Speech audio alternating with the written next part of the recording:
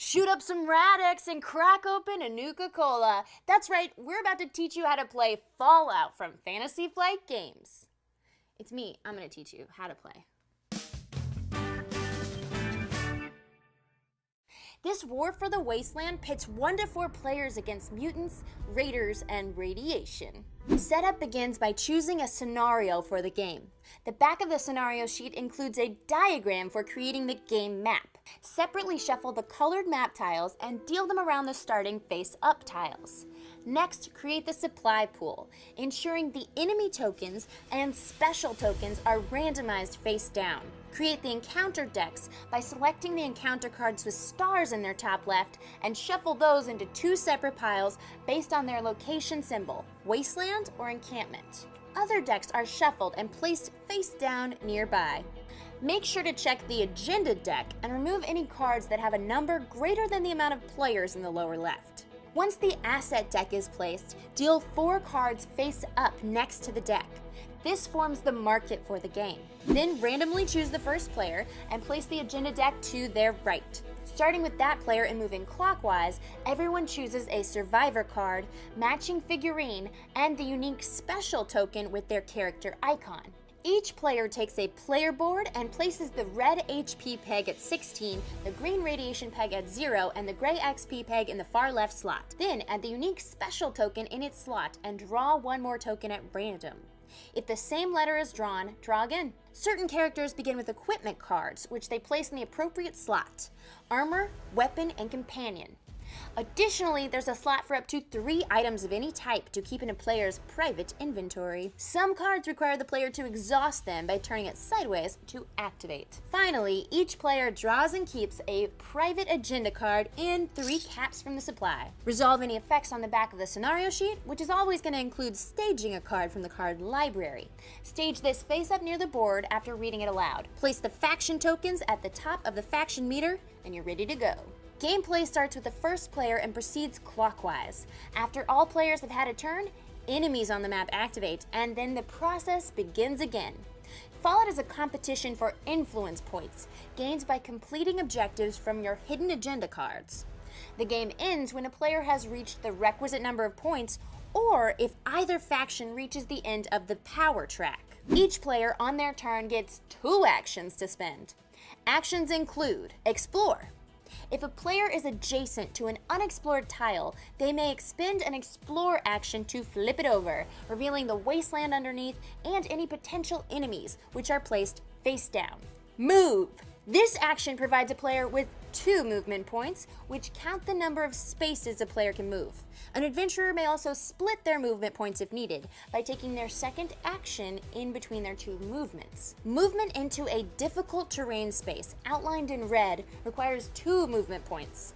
Traveling into or through an irradiated space outlined in green will raise the player's RADS level by 1. RADS, tracked by the green peg, goes up as you encounter this radiation.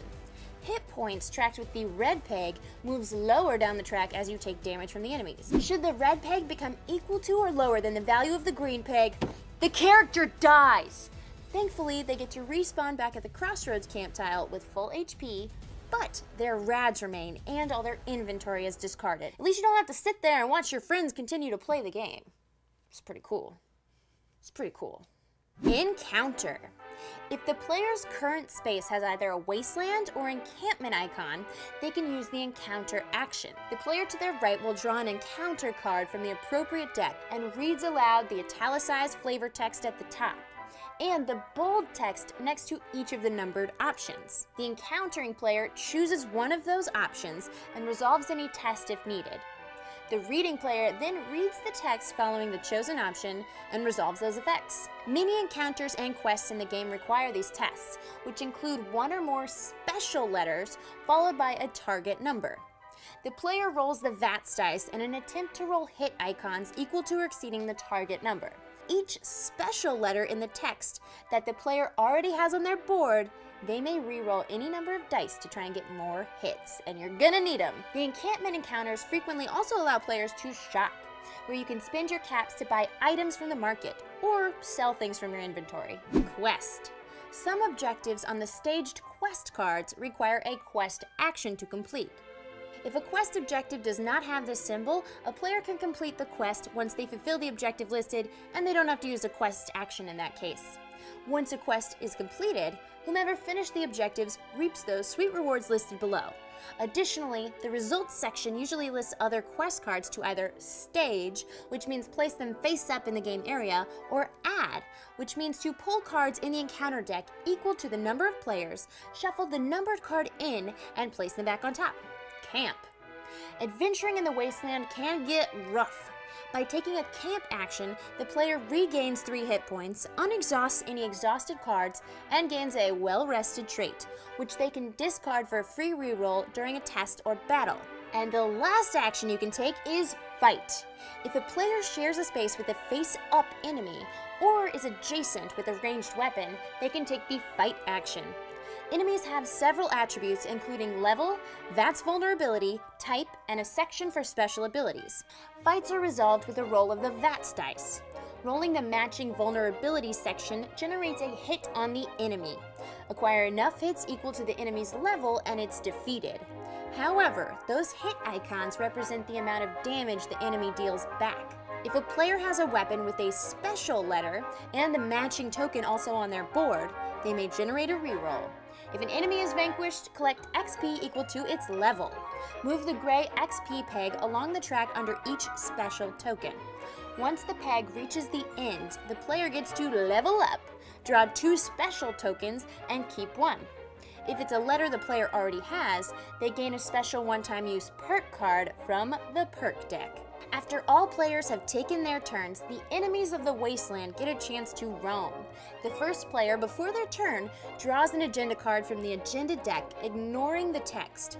The icons on the bottom right match enemy classes or factions in the game. If any icons match face-up tokens present on the board, they activate, which means they move 1 space closer to the nearest adventurer. Face-down enemy tokens flip up, but don't activate this turn.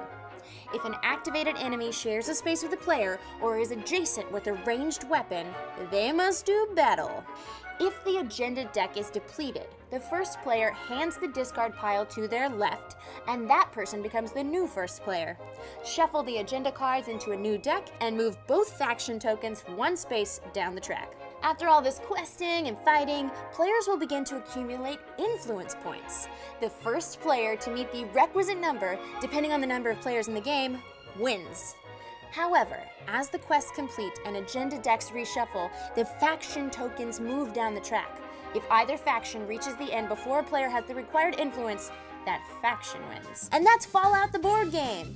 I'm Becca Scott, and you can watch me play this game and other sweet games with my friends on Game the Game here on Geek and Sundry. Hope to see you there.